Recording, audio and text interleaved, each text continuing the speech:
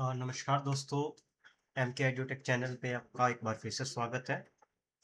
आज हम चर्चा करेंगे 3 जून 2026 के जो महत्वपूर्ण करंट अफेयर्स हैं, जो कि यूपीएससी, एचएएस, एसएससी बैंकिंग हो गया, अन्य प्रतिभागी परीक्षाओं के लिए जो है बहुत ज़्यादा महत्वपूर्ण है। तो चलिए शुरू करते हैं आज के जो डेली करंट अफेयर्स हैं।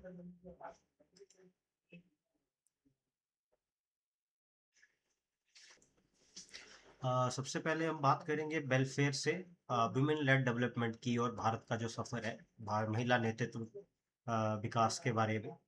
पिछले एक दशक में भारत ने महिलाओं के कल्याण की सोच से आगे बढ़कर जो है आजकल वुमेन लेड डेवलपमेंट यानी महिलाओं द्वारा संचालित विकास मॉडल को अपनाया हुआ है। इसका अर्थ है कि महिलाओं को केवल सरकारी योजनाओं का लाभार्थी नहीं बल्कि जो आर्थिक विकास है, उनका नवाचार है, नेतृत्व और निर्णय लेने की प्रक्रिया का जो है मुख्य भाग बनाया जाए। आ, इसमें जो इनकी प्रमुख उपलब्धियां हैं कि मातृ मृत्यु दर जो है 130 से घटकर 88 प्रति लाख जीवित जन्म हो गई है। इसके अलावा संस्थागत प्रसव जो है 79% से बढ़कर 90.6% हो गया है, और जनधन योजना के माध्यम से महिलाओं को करोड़ों महिलाएं जो है बैंकिंग व्यवस्था से भी जुड़ी है।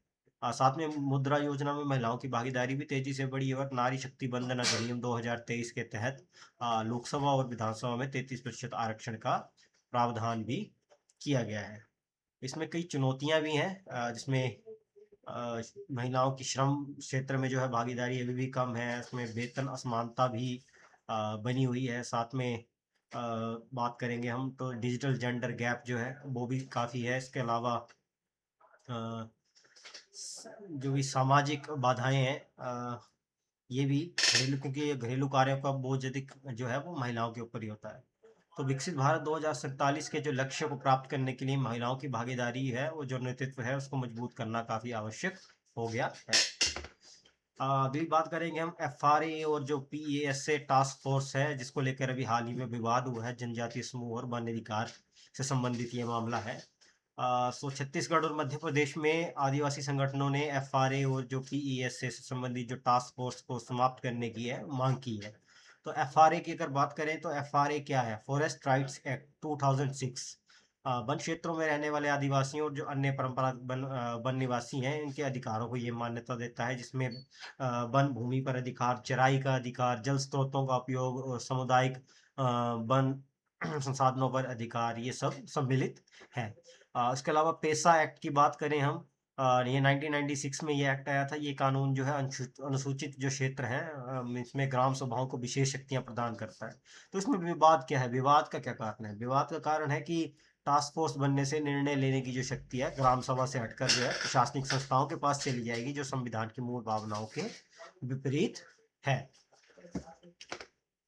अ, अगला टॉपिक करेंगे हम, जो भारत में बैंक जमा पैटर्न है, इसमें अभी कुछ बदलाव किया गया है। जो आरबीआई की नवीनतम रिपोर्ट के अनुसार लोग अब बचत खाते की बजाय जो है फिक्स एफडी यानी जो फिक्स डिपॉजिट है में अधिक निवेश कर रहे हैं। इसके पीछे प्रमुख तथ्य है कि जो बचत खातों का हिस्सा है वो 34.6% से घटकर सिर्फ 28.7% रह गया है, और जो टर्म डिपॉजिट का हिस्सा है वो बढ़कर 61.6% हो गया है। 1 से 3 वर्ष की जो एफडी है इसमें सबसे ज्यादा लोकप्रिय हो चुकी है। लोग एफडी को क्यों चुनते हैं? क्योंकि इसमें बचत खाते पर केवल 2.5 से 3% ही ब्याज मिलता है, और एफडी पर लगभग 6.25% से लेकर 6.45% जो है रिटर्न है। उसके अलावा ऑनलाइन एफडी खोलना भी आसान हो गया है। डीआईसीजीसी द्वारा जो है 5 लाख रुपए तक की जमा भी जो है वो बीमा सुरक्षा भी इसमें मिल जाती है। तो ये कुछ टॉपिक में था। उसके अलावा डब्ल्यूपीआई जो है इसका नया बेस ईयर है, जो कि प्रोडक्ट प्राइस इंडेक्स जिसको हम बोलते हैं। भारत सरकार ने होलसेल जो है प्राइम प्राइस इंडेक्स यानी डब्ल्यूपीआई का जो है आधार वर्ष 2011-12 से बदलकर 22-23 कर दिया है। डब्ल्यूपीआई मापता क्या है? ये जो है थोक स्तर पर जो वस्तुओं की कीमतों में होने वाले परिवर्तन है उसको ये मेजर करता है। इसमें प्रमुख बदलाव ये है कि जो वस्तुओं की संख्या है 697 से बढ़कर 957 कर दी गई है, और जो सौर ऊर्जा और पवन ऊर्जा को भी इसमें शामिल किया गया है, और जो नई गणना जो पद्धति है इसको अपनाया गया है। बात करेंगे हम प्रोड्यूसर प्राइस इंडेक्स की, पीपीआई की। सरकार अब 3 नए इंडेक्स जारी करेगी, जिसमें एक होगा आउटपुट प्रोड्यूसर प्राइस इंडेक्स, दूसरा इनपुट प्रोड्यूसर प्राइस इंडेक्स, तीसरा सर्विस प्रोड्यूसर प्राइस इंडेक्स। इनमें उत्पादकों पर पड़ने वाले जो मूल्य दबाव और सेवाओं की मुद्रास्फीति को बेहतर ढंग से समझा जा सकेगा। बात करेंगे ईवी सप्लाई चेन की। इसको मजबूत करने की भारत में आवश्यकता है। तो भारत में जो इलेक्ट्रिक वाहनों की बिक्री जो है, आपको जानते ही हैं कि तेजी से बढ़ रही है। फाइनेंशियल ईयर 2026 में लगभग 25 लाख ईवी वाहनों की जो है वो बिक्री हुई है। तो इसमें समस्या क्या है? समस्या ये है कि भारत अभी भी जो है लिथियम आयन बैटरियों पर जो है आयात पर निर्भर है। विशेष रूप पे ये आयात हम चीन से करते हैं। तो सरकार ने भी इसको इसके लिए कई ईवी चेन्स के लिए कई स्कीमें लॉन्च की है, जिसमें पीएलआई हो गया, ऑटो स्कीम है, एसीसी बैटरी पीएलआई स्कीम है, SMEC S SPME PCI scheme है, rare earth permanent magnet scheme है। अ, तो भारत की जो घरेलू बैटरी निर्माण जो है इसको आगे बढ़ाना होगा, और जो भरोसेमंद देशों के साथ में ईवी सप्लाई चेन अलायंस बनाने की काफी ज्यादा जरूरत है। बात करेंगे हम जल संचय जन भागीदारी अभियान की। जल शक्ति मंत्रालय द्वारा ये जन भागीदारी जो आधारित जो है जल संरक्षण पहल है। इसके तहत जो है देश भर में 1.5 करोड़ से अधिक जो है कृत्रिम जल पुनर्भरण जो संरचनाएं हैं अभी तक जो है बनाई चुकी है। अ, और 3C मंत्र है कम्युनिटी समुदाय सीएसआर कॉर्पोरेट सहयोग कोष लागत साझाकरण, जिसमें सर्वश्रेष्ठ प्रदर्शन करने वाले जो है जिलों को 2 करोड़ रुपए तक का पुरस्कार दिया जाएगा। और वर्षा जल संचयन हो गया, तालाब जो पुनरुद्धार हो गया, और भूजल पुनर्भरण पर ज्यादा ध्यान देने की आवश्यकता है। नेक्स्ट टॉपिक है इस मिशन मिशन स्नेह जोरी। असम के जो प्रसिद्ध मोगा सिल्क उद्योग है को वैश्विक स्तर पर बढ़ावा देने के लिए ये मिशन शुरू किया गया है। आज भारत जो है विश्व का दूसरा सबसे बड़ा रेशम उत्पादक ये देश है। असम इसमें विश्व का 90% मोगा सिल्क उत्पादन यहीं से असम से ही होता है। तो मिशन स्नेह जोरी जो है ये MDONER मंत्रालय जो है आपका इसके द्वारा जो है अभी जारी किया गया है। इसके अलावा राइट टू बी फॉरगॉटन, भूल जाने का अधिकार। दिल्ली हाईकोर्ट ने कहा है कि राइट टू बी फॉरगॉटन जो है संविधान के अनुच्छेद 21 के तहत निजता के अधिकार का एक जो है महत्वपूर्ण हिस्सा है। हालांकि भारत में जो है अभी इस संबंध में कोई भी विशेष कानून नहीं बनाया गया हुआ है।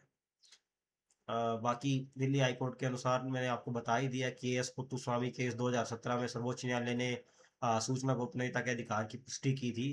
तो अभी तक इस विषय पर कोई भी विशेष कानून तो है नहीं। लेकिन जो डेटा प्रोटेक्शन बिल 2019 और न्यायिक फैसलों में भी इसे मान्यता मिली हुई है। अब बात करेंगे हम हीट वेव्स की, और भारत का जो डेयरी सेक्टर है। जो भारत विश्व का सबसे बड़ा जो है दूध उत्पादक देश है, लेकिन बढ़ती गर्मी और हीट वेव के कारण जो है दूध उत्पादन जो है अभी घट रहा है। जिससे पशुओं की जो और इसके अलावा पशुओं की जो प्रजनन क्षमता है वो भी प्रभावित हो रही है, और दूध की गुणवत्ता भी कम हो रही है। तो हीट वेव से क्या होता है? हीट वेव के कारण पशुओं में हीट स्ट्रेस बढ़ता है, जिससे किसानों की आय पर भी नकारात्मक प्रभाव पड़ता है। जैसे जैसे जलवायु परिवर्तन हो रहा है, तो ये एक बहुत गंभीर समस्या बनती जा रही है। डेयरी जो उद्योग है उसकी स्थिरता के लिए भी एक बहुत बड़ी चुनौती है। उसके अलावा मेटियोर एक्सप्लोजन की हम बात करेंगे, उल्का विस्फोट जिसे कहते हैं हम। नासा ने पुष्टि की है कि हाल ही में एक विशाल जो है फायरवॉल मेटियोर जो है आकाश में विस्फोट हुआ है। मैं आपको बता दूं, मेटेरॉइड एक मेटेओर होता है और एक मेटेओराइट होता है। इसमें क्या डिफरेंस होता है? मेटेरॉइड जो होता है वो अंतरिक्ष में जो कोई चट्टान होती है उसको हम मेटेरॉइड बोलते हैं। और जो मेटेओर होता है वायुमंडल में प्रवेश पर दिखाई देने वाली चमक जो होती है। जब वो वायुमंडल के अंदर प्रवेश करता है तो जो चमक हमको दिखती है उसको मेटेओर बोलते हैं। और मेटेओराइट होता है जो पृथ्वी पर उसका अवशेष गिरता है, उसको हम मेटेओराइट कहते हैं। अब बात करेंगे रुद्रम M2 मिसाइल की। भारत ने अभी स्वदेशी Rudram M2 air to surface missile का एक सफल परीक्षण किया है। इसकी मुख्य विशेषताएं है रेंज लगभग इसकी 300 किलोमीटर, और गति जो है वो मैच 5.5 से अत्यधिक गति से लक्ष्य को ये भेज सकती है। 200 किलोग्राम वॉरहेड इसमें कैपेसिटी है, और DRDO द्वारा ये विकसित की गई है। ये भारतीय सेना का जो सटीक हमला की करने की जो क्षमता है उसको और ज़्यादा मजबूत करती है। आ, उसके बाद समर एयर पोल्यूशन की बात करेंगे, और ग्राउंड लेवल जो ओजोन है उसकी बात करेंगे। तो गर्मी के कारण मौसम में अभी कई शहरों में जो है वायु प्रदूषण बढ़ गया है। ग्राउंड लेवल ओज़ोन की बात करेंगे, जब बाहर वाहन जो हो गए हैं और उद्योगों से निकलने वाली जो गैसें हैं, वो तेज़ धूप के संपर्क में आती हैं, तो ओज़ोन गैस बनती है। ये श्वसन लोगों का जो रोग होते हैं, उसका भी एक प्रमुख कारण बनती है। इसके अलावा अन्य कारण इसमें ग्राउंड लेवल ओज़ोन बनने का उसमें क्या थार्मोस्टेट से जो धूल निकलती है, निर्माण कार्य हैं, वाहन प्रदूषण है, शहर से जो हीट निकलती है, अ, ग्रीन हाउस इफ़ेक्ट की हम बात करेंगे। तो ये सब जो है वो ओज़ोन डिप्लीशन के लिए एक है। उसके अलावा हम बात करेंगे दिल्ली में अभी हाल ही में ग्रैब स्टेज 1 लागू किया कर दिया गया है, जिससे श्वसन रोग हो गया, बच्चों को, बुजुर्गों पर जिसमें गंभीर असर असर होता है पॉल्यूशन का। तो ओज़ोन प्रदूषण जो है फेफड़ों को भी नुकसान पहुँचाता है और अस्थमा जैसी जो बीमारी है उसको बढ़ावा देता है। तो वायु गुणवत्ता के सुधार के लिए जो है इसको नियंत्रण करने के लिए सख्त आवश्यकता हो गई है। तो दोस्तों ये थे कुछ प्रमुख करंट अफेयर्स 3 जून के। यदि आपको वीडियो पसंद आए तो लाइक करें, शेयर करें और चैनल को सब्सक्राइब करना ना भूलें। धन्यवाद। जय हिंद।